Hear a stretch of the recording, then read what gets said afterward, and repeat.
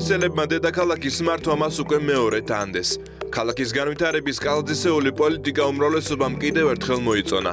მეორე ვადით არჩეული მერი ახლა კიდევ უფრო მოტივირებულია. გეზიდან გადახვევას არაპირებს, რადგან მისი საქმიანობის შედეგი თითოეულმა თბილისელმა საკუთარ თავზე უნდა იგრძნოს. მომდევნო 4 წელი საკმაოდ საინტერესო იქნება ამ ქალაქისთვის, ამ ქალაქში მცხოვრები ადამიანებისთვის. ყველა მიმართულებით აბსოლუტურად ეს იქნება საპარკო არეალების მოწესრიგება, განახლება, ახალი პარკების შექმნა, ინფრასტრუქტურული პროექტები, სოციალური ჯანდაცვის პროგრამები, საბავშვო ბაღების მშენებლობა. გასაგრძელებელი და ახალი საქმეების ჩამონათვალი ვრცელია. მოიცავს ყველა იმ სფეროს, რომელიც თვითმმართველობის კომპეტენციაში შედის. ცხადია, როცა ქალაქი ურბანულად ძალიან სწრაფად იზრდება და ვითარდება, წინ უამრავი გამოწვევაა. ჩვენ მთლიანად განვაახლეთ საზოგადოებრივი ტრანსპორტი, გვყავს ახალი მოწესრიგებული ავტობუსები, წლის ბოლომდე მიკროავტობუსები ჩანაცვლდება. გავყავით გზები მათთვის. რა თქმა უნდა, ინფრასტრუქტურა იქმნება და ჩვენ ამაზე არ გავჩერდებით მხოლოდ რაც ეხლა გავაკეთეთ. რა თქმა უნდა, ყველა იმ ქუჩაზე, სადაც შესაძლებელია, ეს ხდება კვლევების შედეგად, მიღებული შედეგებით გადაწყვეტილებები. რა თქმა უნდა, ყველაზე ძლიერი საერთაშორისო, აი მსოფლიოში ყველაზე უძლიერესი კომპანიები გვყავს ჩამოყვანილი, ვისაც ანალოგიური პროექტები უკეთებია სხვადასხვა განვითარებულ ქვეყნებში, სადაც წლების წინ იგივე პრობლემები იყო, რაც დღეს ჩვენ თბილისში გვაქვს, ხო? ინფრასტრუქტურისა და მნიშვნელოვანი პროექტების გარდა მერი ფიქრობს, რომ მისი და მისი გუნდის საზრუნავი ყველა ის ადამიანი უნდა იყოს, ვისაც ყველაზე მეტად უჭირს, ვისაც გვერდში დგომა, ან თუნდაც ჯანმრთელობაზე ზრუნვა ყველაზე მეტად სჭირდება. 100 მილიონით იზრდება სოციალური და ჯანდაცვის მიმართულება.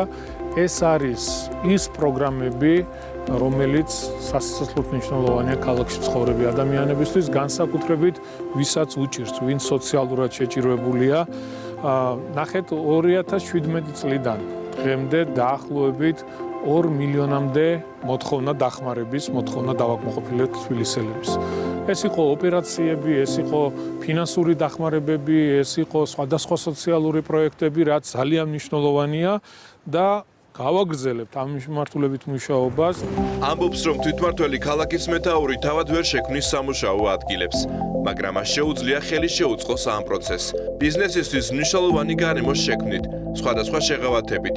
ჩვენ რა თქმა უნდა ამ პროგრამებს ვაგრძელებთ და მხოლოდ 2021 წლით არ შემოვიფარგლეთ. მომავალ წელს 2022 წელსაც იქნება ეს მხარდაჭერითი პროგრამები მცირე და საშუალო ბიზნესისთვის, იმისთვის რომ არა მხოლოდ შევინარჩუნოთ ეს ადამიანები, არამედ უფრო მეტი სამუშაო ადგილი შევქმნათ. მიხარია, რომ ტურისტების რაოდენობა მიუხედავად ამ რთული ვითარებისა, პანდემიისა იზრდება. ეკოლოგია, ქალაქის გამწვანება და თანამედროვე დასასვენებელი სივრცეების შექმნა კვლავ პრიორიტეტია. გვირდება, რომ მომდევნო 4 წლის განმავლობაში ქალაქი კიდევ უფრო მწვანე გახდება. საავტომობილო გზა გორგასალის ქუჩაზე, გვინდა ეს საავტომობილო გზა მიწისქვემოთ ჩავიტანოთ გვირაბებში და მთლიანად ზემოთა სივრცე იყოს გამწვანებული ტერიტორია ბულვარის სახით, დაახლოებით 10 ჰექტარი მწვანე სივრცე შეემატება ძველ თბილისს, რაც ძალიან მაგარია. საკმაოდ მასშტაბური პროექტია ტურიზმისთვის, ადგილობრივი მოსახლეობისთვის და ზოგადად ქალაქისთვის. მასშტაბური რეაბილიტაციის მოლოდინშია ქუთაისი, ჩვენი ქვეყნის გული და ცივილიზაციის ყველაზე ძველი ცენტრი, დასავლეთ საქართველოს ერთ-ერთი უმნიშვნელოვანესი თვითმმართველი ქალაქი. ვფიქრობ, რომ ის ნდობა, რომელიც ჩემმა ქალაქმა გამომიცხადა, აუცილებლად უნდა შევასრულო არა მარტო იმისათვის, რომ ნდობა გავომართოთ, არამედ რომ ჩვენი ქალაქს ჰქონდეს უკეთესი ხვალინდელი დღე და უკეთესი მომავალი. ამ ქალაქში განვითარებისა და სიმშვიდის გარანტი ქართული ოცნება და არჩევნებში გამარჯვებული მერი იოსებ ხახალეიშვილია.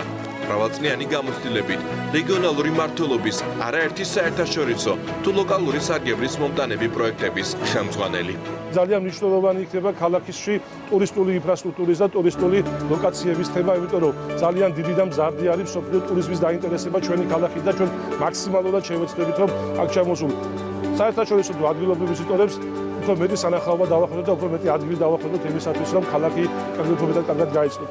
ფალიაშვილის ქუჩა, ბალახნის კიბეები, გალერეა, რიონის პირას სახლები, რუას ქუჩის აბანოები, ეს ის ადგილებია, რომელიც განახლებისა და განვითარების ახალი ეტაპი იქნება ქუთაისისთვის.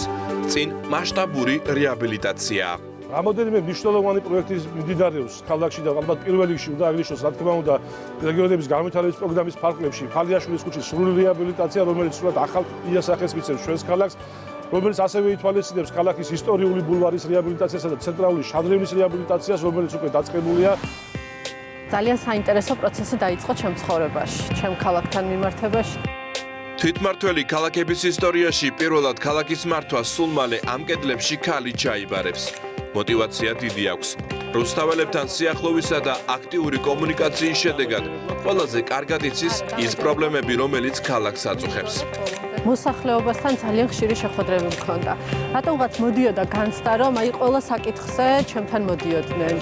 შეხვედრების დროს მეუბნებოდნენ, რომ კარგია საკანონმდებლო საქმიანობა, მაგრამ დღეს ქალაქში გამოწვევები გვაქვს ინფრასტრუქტურის კუთხით, ლიფტების კუთხით, სხვადასხვა მუნიციპალური საკითხები იყო უფრო წინა პლანზე. ეკოლოგიაზე ზრუნვა და ინფრასტრუქტურული პროექტები. ლაცაბიძე მიიჩნევს, რომ მერიამ ხელი უნდა შეუწყოს და შესაბამისი გარემო უნდა შეუქმნას ბიზნესს, რომ მეტი სამუშაო ადგილი შეიქმნას. ქალაქში გვინდა ეკონომიკაც, მაგრამ გვინდა სუფთა ეკოლოგიური გარემოც. ქალაქში ერთ-ერთ გამოწვევად რჩება დასაქმება. ამიტომ ეკონომიკის გაძლიერება არის ერთ-ერთი მნიშვნელოვანი, რაზეც ჩვენ უნდა დავაშენოთ ყველაფერი და დასაქმებაში გამოვყოფდი ახალგაზრდებს. ახალგაზრდების დასაქმება, რომ არ მოხდეს ქალაქიდან მათი გადინება. თვითმართველი ერთეულების სიძლიერე სწორედ ამაშია. თუ კი განვითარების ტემპით ის დედაქალაქს ეწევა და აქ ცხოვრებ ადამიანებს მშობლიურ ქალაქში ყველა პირობა აქვთ საკუთარი შესაძლებლობების რეალიზების. მერებთან საუბრისას ხვდებით, რომ უკლებლივ ყველა ამაზე ფიქრობს. მაგალითად, ზუგდიდის მერი პროფესიული სასწავლებლების გახსნას გეგმავს. სადაც ჩვენს ახალგაზრდობას მიეწოდება ის დისციპლინები, რომელიც ბაზარზე არის მოთხოვნადი, რათა ჩვენი ახალგაზრდობა იყოს კონკურენტუნარიანი დასაქმების ბაზარზე. შემდეგი ეს, რა თქმა უნდა, გახლავთ ჩვენი მუნიციპალური ეკონომიკის გაძლიერება და ამაში მუნიციპალიტეტის როლის ამაღლება. ჩვენ გვჭირდება ოპტიმალური სტრუქტურა ჩვენი ეკონომიკის, რომელიც იქნება ძირითადი, ასე ვთქვათ, ზრუნვის ობიექტი. გვჭირდება ახალი სამუშაო ადგილები, რათა მოვაგვაროთ სოციალური პრობლემები მათ შორის. ზუგდიდის ურბანულ განვითარებასთან ერთად იგეგმება ქალაქის ცენტრალური ნაწილის სრული რეაბილიტაცია. ახალი ხიდის მშენებლობა, შიდა საავტომობილო გზებისა და მუნიციპალიტეტის მასშტაბით წყალმარაგების სისტემის რეაბილიტაცია. ეს მხოლოდ მცირე ჩამონათვალია იმ პროექტებისა, რომლის განხორციელებაც სურს. ჩვენ გვექნება ინდუსტრიული პოლიტიკის, ტურიზმის პოლიტიკის, ასევე სოფლის მეურნეობის განვითარების და სხვა დარგების განვითარების პრიორიტეტული დოკუმენტები, რომელიც საბოლოო ჯამში მოგცემს იმის საშუალებას, რომ ჩვენი მიგრძელვადიანი მიზნები და პრიორიტეტები მაქსიმალურად იყოს რეალიზებული. ბოლო ერთი წელი მერის მოვალეობის შესრულებამ გამოცდილებასთან ერთად ცოდნაც მისცა. რა სჭირდება დღეს ყველაზე მეტად ბათუმს, ერთ-ერთ უმნიშვნელოვანეს ტურისტულ ქალაქს შავი ზღვის სანაპიროზე. ინფრასტრუქტურული ნაწილი მაინც ქალაქისათვის ერთ-ერთი მთავარი პრიორიტეტი იქნება, მათ შორის ის საკითხები, როგორიც არის შემოერთებული ტერიტორიების წყალმომარაგება და საკომუნიკაციო სისტემების მოწესრიგება. ბათუმი ავარიული სახლების გარეშე. 3000-მდე ოჯახი უსაფრთხო გარემოში იცხოვრებს და ქალაქის იერსახეც გაუმჯობესდება. ამისათვის მთავრობა და მერია 100 მილიონამდე გამოყოფს. სრულად ჩანაცვლდება ტრანსპორტი, დაიხურება ბათუმის ნაგავსაყრელი და მოეწყობა რეკრეაციული სივრცე. ევროპული სტანდარტების ნაგავსაყრელი კი ცეცხლაურაში მოეწყო. მერი ფიქრობს სოციალურად შეჭირებულ ოჯახებზეც. ჩვენ მხოლოდ 2020 წელს შევძელით და გავზარდეთ ბიუჯეტი და მიაღწია ისტორიულ მაქსიმუმს, ეს არის 17 მილიონი ლარი. მომდევნო წლისათვის ჩვენ გვეგმავთ დაახლოებით 2 მილიონი ლარით ზრდა სოციალური მიმართულების და ჯანდაცვის პროგრამების. განწყობა და შემართება დიდია.